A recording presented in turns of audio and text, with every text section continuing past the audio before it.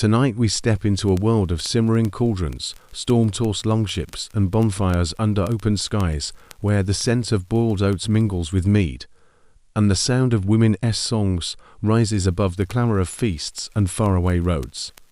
We're travelling to medieval Ireland, where breakfast was a bowl of porridge, so thick it could double as mortar, and to the icy rivers of Eastern Europe, where Viking traders sailed not just for silver, but for empires built on furs, amber, and the grim trade of human lives.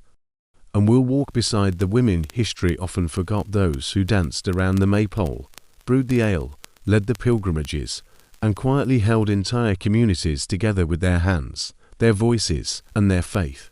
This is a story not of kings and battles alone, but of kitchens and caravans, of festivals and forbidden roads, of ordinary people who lived, struggled, and shaped a world that still echoes in our bread, our borders, and our beliefs.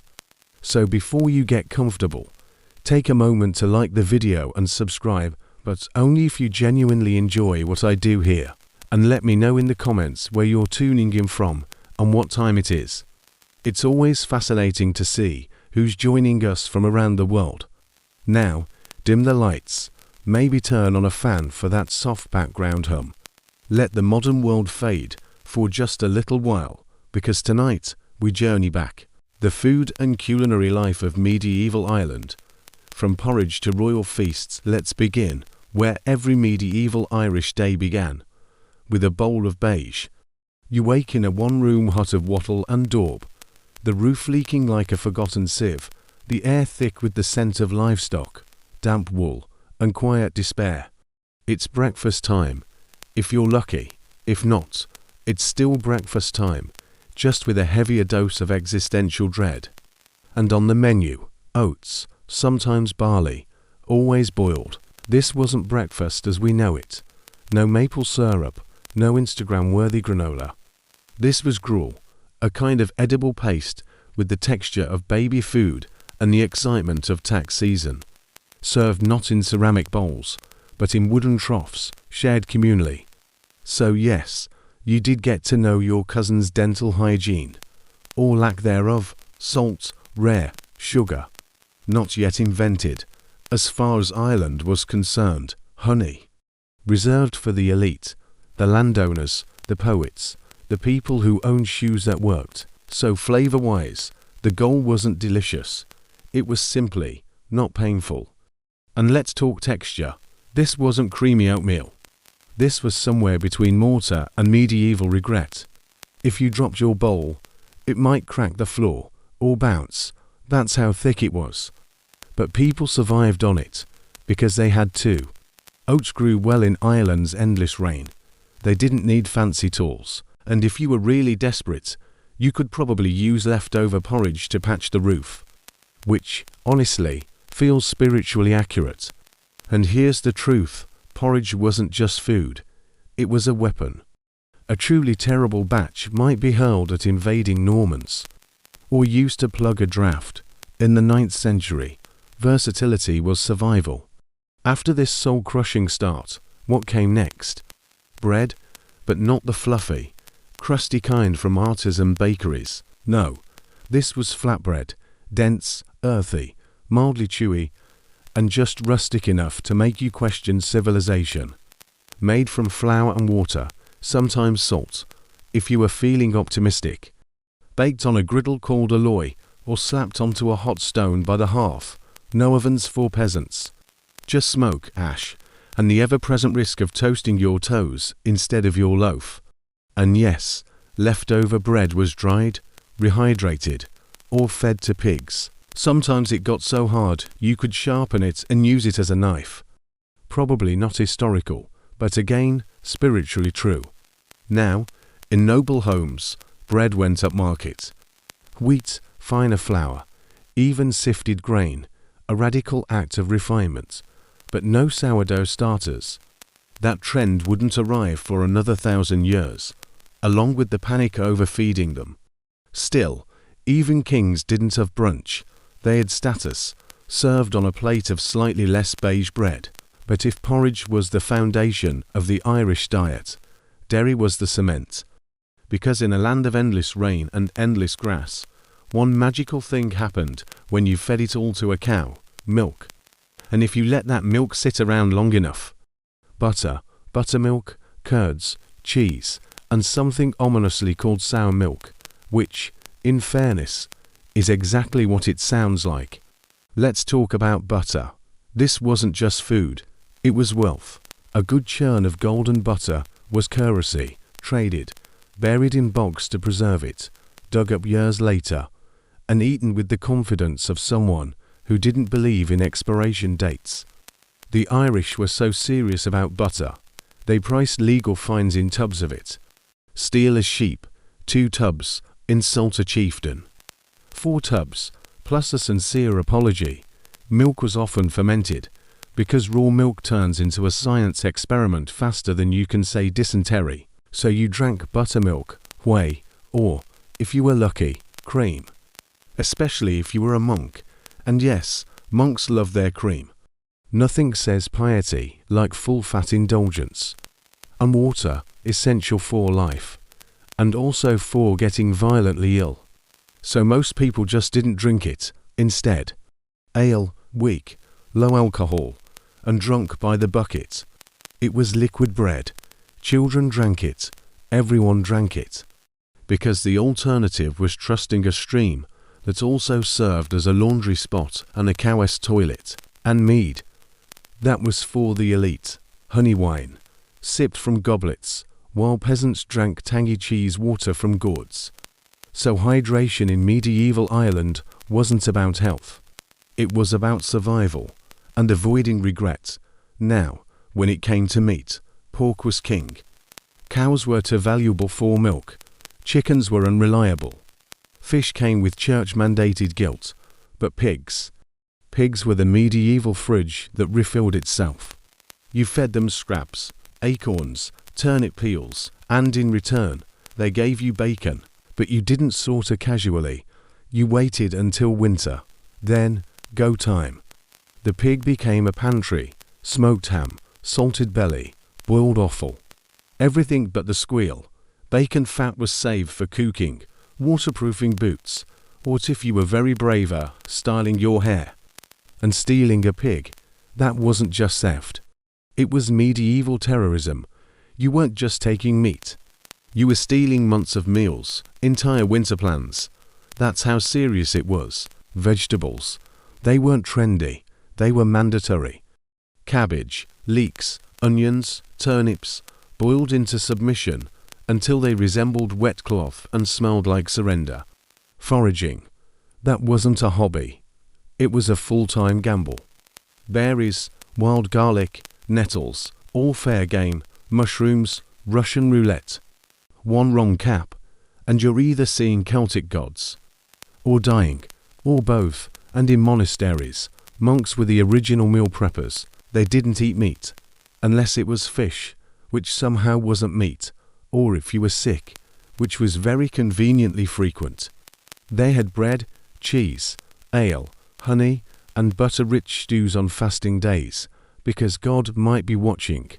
But he hadn't banned flavor. Now, for the nobles, life was one long waiting game between feasts, venison, wild boar, roast swan, spices from distant lands, fine wheat bread, mead flowing like a river. These weren't meals, they were power moves. A roasted boar wasn't just dinner. It was a statement. Look how much land I have. Look how many people I can feed. Look how I can stare at you while biting into a swan leg. And the royal banquets, forget elegance, think chaos. Meat marathons, belching, shared knives. No napkins, poets reciting genealogies mid-burp. Leftovers gathered by stewards and given to peasants, who saw them as their entire meal, and cooking, if in doubt, boil it. The cauldron was the instant pot of its day. One pot, one fire, one goal, don't die. Roasting, for the rich, baking, mostly monasteries. Peasants had griddle cakes and hope. And then there were the Brehon laws, a legal system so detailed. It had rules for who got fed, what they were fed, and how much honey you owed your neighbor if your bees misbehaved. poets, legally entitled to pork and ale at the chieftain's table. Travelers, you had to feed them, or face legal consequences. Fasting as protest, a thing. Honey-sharing laws, absolutely. So yes, medieval Ireland was a world of boiled oats, bog butter, and mead-fueled power plays. But it was also a world of resilience, of turning scarcity into sustenance, of feeding your neighbors, honoring your guests, and surviving on bread so hard it could double as a weapon. And in the end, that legacy lives on, in soda bread, in stew, in the Irish obsession with feeding everyone until they can't move. Because in medieval Ireland, food wasn't just about eating, it was about survival, status, and stubborn hospitality, served in a wooden trough, with a side of smoke and soul. The Viking trade empire. From raiding to global commerce, when you think of Vikings, what comes to mind? Horned helmets, long ships cutting through fog, monasteries burning, axes flashing in the dawn. And yes, that part is true. The Vikings did raid, they did terrorize. They did sack Lindisfarne and terrorize the coasts of England, Ireland, and Francia. But here's what the movies don't tell you. Behind the shield walls and the plunder was something far more enduring. A trading empire that stretched from the Arctic Circle to the gates of Constantinople, and from the forests of Russia to the heart of the Islamic Caliphate. Because the Vikings weren't just warriors, they were merchants, and their real conquest wasn't of land. It was of connection. Let's begin where most Viking journeys did, on the cold, rocky shores of Scandinavia. A longship rests on the beach, its dragon-headed prow staring out to sea like a predator scenting prey. But this time, the hold isn't filled with weapons.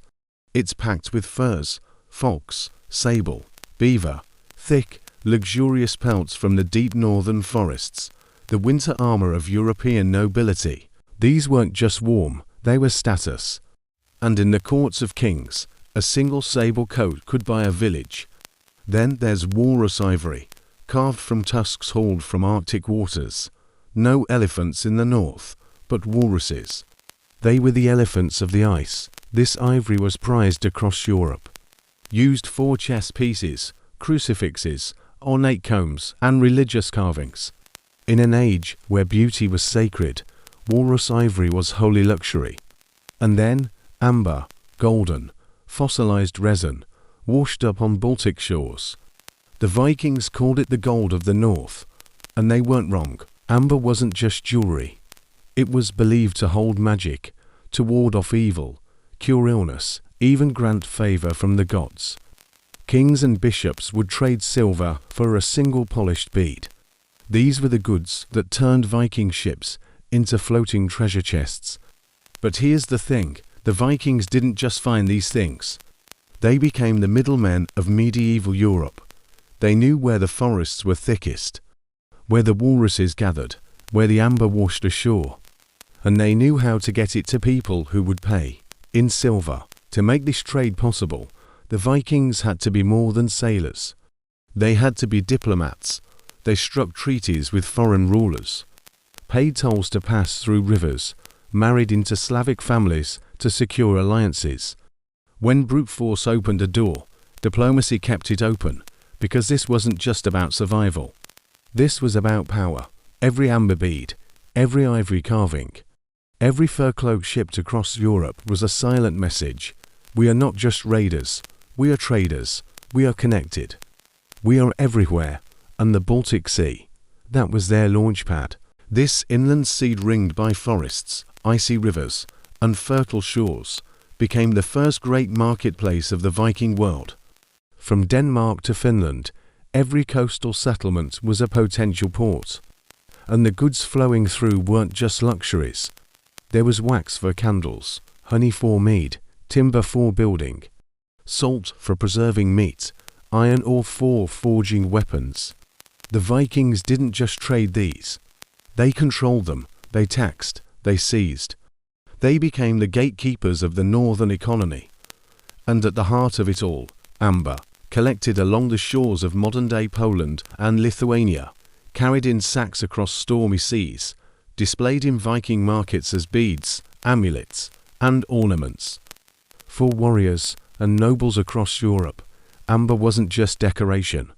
It was armor for the soul. And the Vikings, they were the ones handing out the armor. To secure these networks, the Vikings built fortified trading posts, not just camps, but thriving emporiums. Take Hedeby, in modern-day Germany. Archaeologists have uncovered streets lined with workshops, blacksmiths hammering iron, jewelers shaping amber, traders from Saxons, Slavs, and even Arabs haggling over furs and silver. Hedeby wasn't just a Viking town. It was a global bazaar. And Birka, in Sweden, same story, strategically placed on Lake Mälaren. It became the gateway for furs and amber heading south. Excavations have found Arabic coins, Byzantine silks, Persian glassware. Proof that this remote town was plugged into a world far bigger than Scandinavia. These weren't just markets, they were cultural crossroads, where Norsemen rubbed shoulders with foreigners, where stories were exchanged, where a Viking might taste wine from the Mediterranean, or wear a silk scarf from Persia. And yes, they were also places of danger, piracy, rival tribes, ambushes. The same warriors who traded one day could raid the next, but to the Vikings, that wasn't contradiction. It was business. Now, once they mastered the Baltic, they turned inland. Because the real prize wasn't on the coast, it was upriver. The great rivers of Eastern Europe, the Dnieper, the Volga, the Neva, weren't just waterways. They were highways into empires. Longships, with their shallow keels, could slip from sea into river, glide deep into the continent, and link the Baltic to the Black Sea and the Caspian Sea. This was the path to Russia, to Ukraine, to Byzantium, and the Norsemen who travelled here. They became known as the Varangians, a name that carried both fear and respect. They founded settlements like Novgorod and Kiev, not just trading posts, but fortresses, political centres, the seeds of future kingdoms. From these bases, they funneled goods south, furs, amber, honey, wax, and funneled wealth back north. But the most controversial cargo, people. Because the Vikings didn't just trade in furs and ivory, they traded in slaves, captured in raids, bought from tribes, taken as tribute. These men, women, and children, the Norse called them thralls, were shipped in chains downriver, destined for markets in Constantinople or the Islamic Caliphate, where demand for slaves was relentless. This wasn't an accident of war. It was a structured, profitable enterprise. Archaeologists have found evidence of slave markets in Dublin, Hedeby, and Kiev. In the east, slaves were among the most valuable exports. Byzantine aristocrats used them as servants. The Caliphate used them as soldiers, concubines, even elite guards. For Viking merchants, the human trade was steady, reliable, and immensely profitable. And back home, the influx of slaves allowed chieftains to expand their estates, grow more food, and consolidate power. Slavery wasn't just part of Viking society. It shaped it. Now, follow the river south. Past rapids, past ambushes, past the frozen forests. And then, you see it, Constantinople. The Vikings called it Miklagard, the great city, and when it came into view, every blister, every scar, every sleepless night on the river was worth it, because this wasn't just a city. It was a dream, a capital of gold and marble. Markets overflowing with silk, spices, perfumes, jewels. Harbours filled with ships from every corner of the known world. For Viking merchants, stepping into Miklagard was like entering another universe, where luxury was everyday life, and gold was currency, not myth. But the Byzantines weren't naive. They didn't just open the gates, trade was regulated. Foreigners docked in designated harbours, sold in restricted markets, paid taxes. But the Vikings accepted the rules, because the payoff, immense.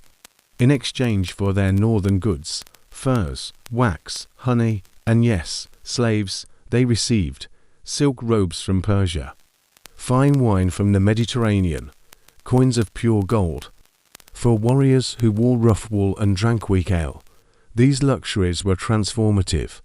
Back home, a silk shirt wasn't just clothing. It was proof. I've seen Miklagard. I've stood in the shadow of Hagia Sophia. I've dined with emperors, and some Vikings didn't just trade, they joined, recruited into the Varangian Guard, an elite unit of axe-wielding bodyguards who protected the Byzantine emperor himself. These weren't mercenaries, they were legends. Towering, blonde, loyal to a fault. Serving in Byzantium meant silver-filled purses, honor, and prestige, and when they returned north, they brought back more than wealth, they brought back stories. Of towering churches, of glittering mosaics, of processions so magnificent they seemed divine. These tales inspired awe. They planted the first seeds of Christianity in the Norse world. But the Vikings didn't stop at Byzantium. They went further east, to the Islamic Caliphate. From Baghdad to Samarkand, the Muslim world pulsed with wealth, culture, and trade. And for the Vikings, there was one thing they craved above all else: silver, not in coins. In hack silver, necklaces of twisted silver rings, clipped apart to pay for goods.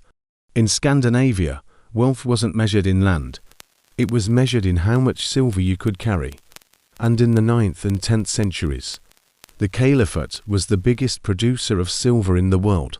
So the Vikings followed the Volga River, through what is now Russia, to the Caspian Basin, and there they traded furs, honey, and slaves for dirhams, silver coins minted in Baghdad, Samarkand, and beyond.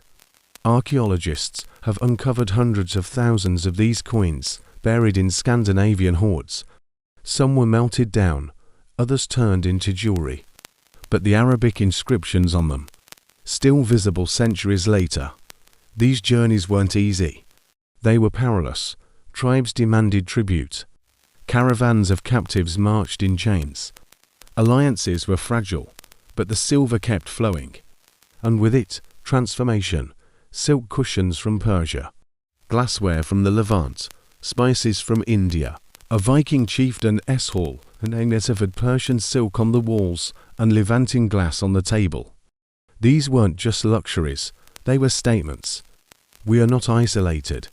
We are connected. We are players in a global game. Without this eastern river of silver, the Viking Age might have been far shorter. The flow of dirhams funded expeditions, built alliances, rewarded followers. It tied the fate of Scandinavia to Baghdad, Constantinople, and beyond. And at the heart of it all, the trading towns. Because trade routes need hubs, places to store goods, to haggle, to rest. Hedeby, Burka, Novgorod, Kiev, Dublin. These weren't just stops, they were engines of transformation. Turning raiders into rulers, traders into princes. They were marketplaces, fortresses, and cultural melting pots.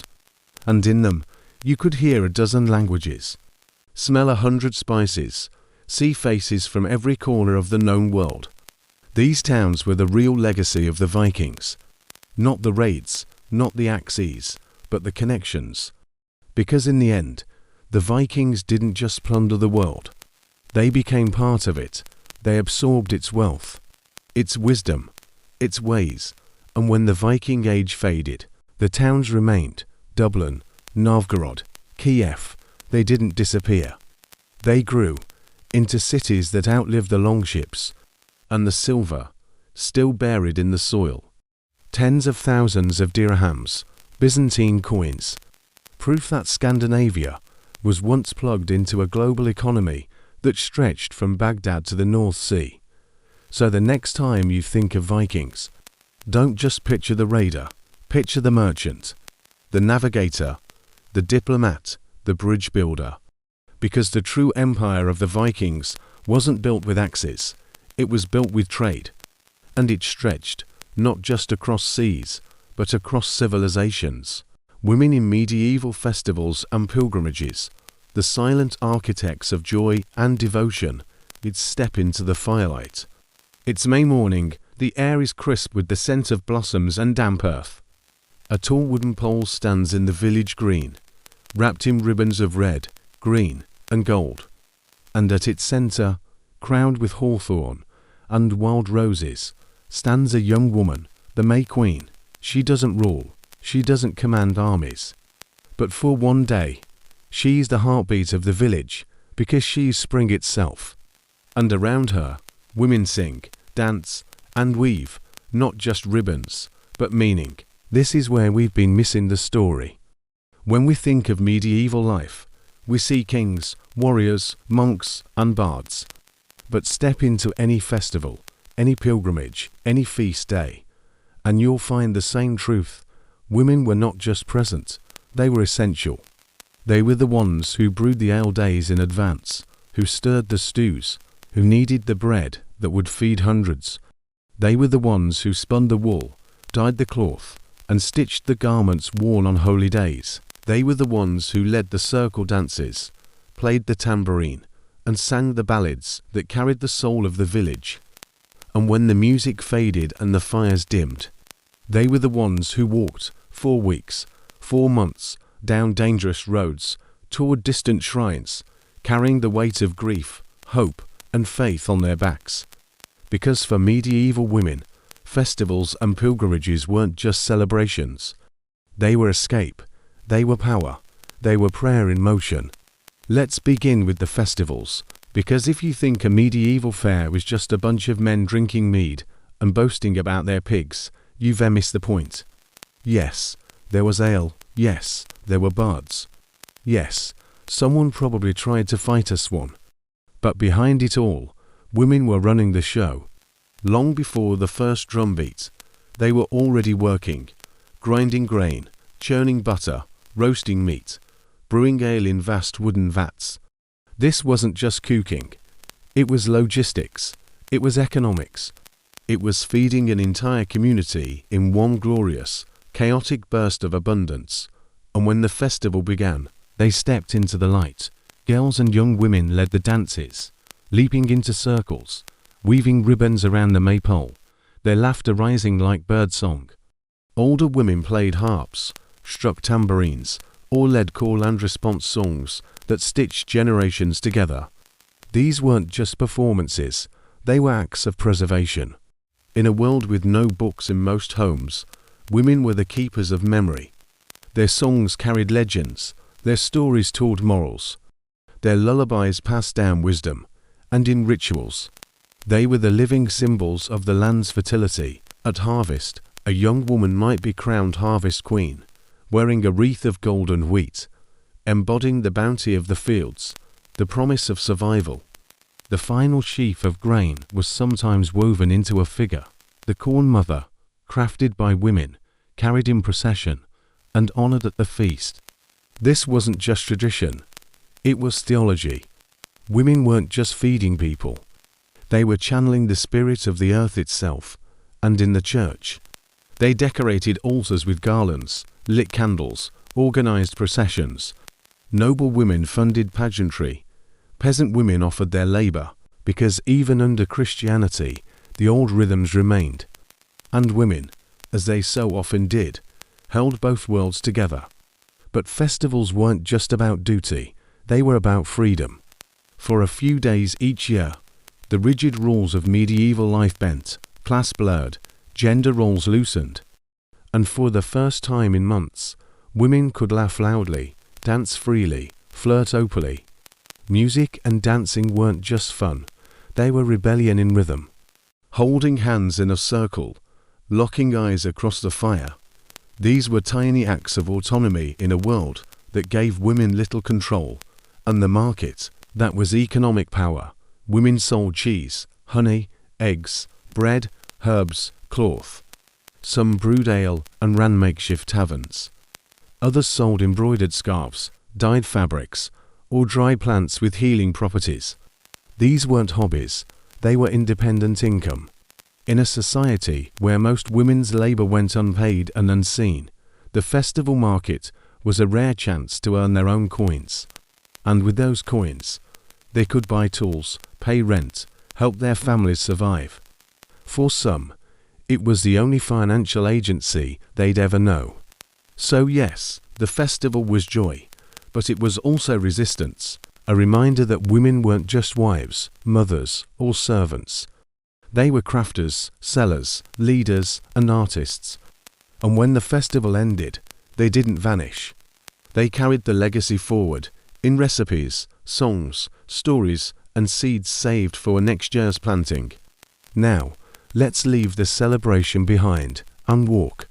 Because there's another kind of festival, one measured not in music, but in miles, the pilgrimage.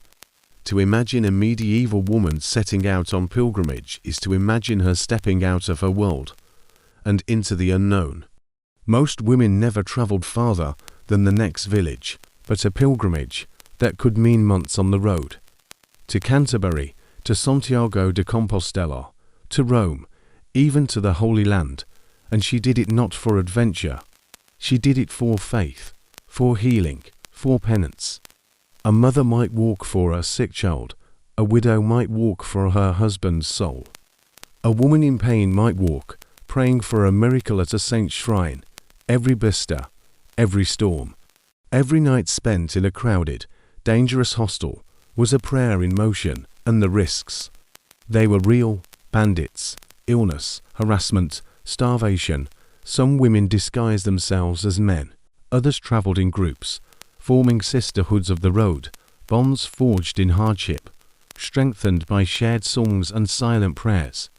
There was no GPS, no maps, no safety net, just a staff, a bundle, and a heart full of hope. Yet they went, because for women, pilgrimage was one of the few paths to autonomy. It was a chance to leave the hearth, to step outside the roles assigned to them, and to say, I am more than this village. I am more than my duties. I am a soul on a journey. And when they arrived, the cathedrals rose before them, vast, glowing with candlelight, echoing with chants. At Santiago, they embraced the statue of St. James. At Canterbury, they knelt at the tomb of Thomas Becket. At Rome, they touched the bones of saints. And in that moment, they weren't peasants. They weren't widows. They weren't nobodies. They were pilgrims. Equal in the eyes of God, they lit candles, left tokens, a lock of hair, a scrap of cloth, a written prayer. They bathed in holy springs, drank blessed water, touched relics, and for the first time in their lives, they were part of something bigger, a faith that stretched across continents, a community that included kings and beggars, men and women, all walking the same road. Some of their names survive, like Aetheria, a noble woman from the 4th century, who journeyed to the Holy Land and wrote detailed letters about what she saw, one of the earliest travelogues in history. Or Marjorie Kemp, a mother of 14, often called eccentric, even mad, but she walked to Jerusalem, to Rome, to Santiago, weeping, praying, speaking to God in visions. And she wrote it all down. Her book, The Book of Marjorie Kemp, is considered the first autobiography in English. She was mocked, she was doubted, but she refused to be silenced. And because of her, we know what pilgrimage meant to a woman's soul when they returned home. They didn't just bring back badges, the scallop shell of Santiago, the lead token of Canterbury. They brought back stories. They gathered neighbours around the fire and told of distant lands, grand cathedrals, and miracles witnessed. 4 villages that never left their fields. These women became windows to the world. They were the first travel writers, the first cultural ambassadors, and in some cases, they became spiritual leaders, respected, sought after, seen as bearers of holy power. Because they had walked the road, they had faced the dangers, they had stood before the shrine, and they had come back changed. So what is the legacy of these women? It's not in stone. It's not in chronicles written by monks. It's in the music that still echoes in folk songs, in the traditions of May Queens and harvest crowns that survive in rural villages, in the pilgrimage route still walked today, the Camino, the paths to Canterbury, where modern travellers follow in their footsteps. It's in the idea that devotion isn't passive, that faith can be a journey, that a woman's voice, even when history tried to erase it, could shape a culture. Because they weren't just participants, they were the architects of joy, the guardians of memory, the bearers of holiness. And when the feast was over, and the road had ended, they returned to the hearth, to the fields, to the silence. But they carried something no one could take, the knowledge that they had lived, fully, bravely, faithfully, on their own terms. This brings our journey to a close. From the porridge pots of medieval Ireland, to the silver-laden longships of the Viking trade routes, to the firelit festivals and sacred roads walked by women who refused to be forgotten. We've seen a world not of grand battles, but of daily courage, of resilience, of connection, and if there's one truth that echoes through all of it, it's this: history isn't just made by kings and conquerors. It's made by the hands that feed us, the ships that link us, and the feet that carry faith across continents. Thank you for walking this path with me. If you enjoyed this journey, consider liking the video and subscribing, but only if it truly resonated with you. And in the comments, let me know where you're watching from and what time it is there. Because no matter where you are, in a city, a village, or somewhere in between, you're part of this same human story. Until next time, keep listening to the quiet voices of the past. They're still speaking. They're still guiding us home.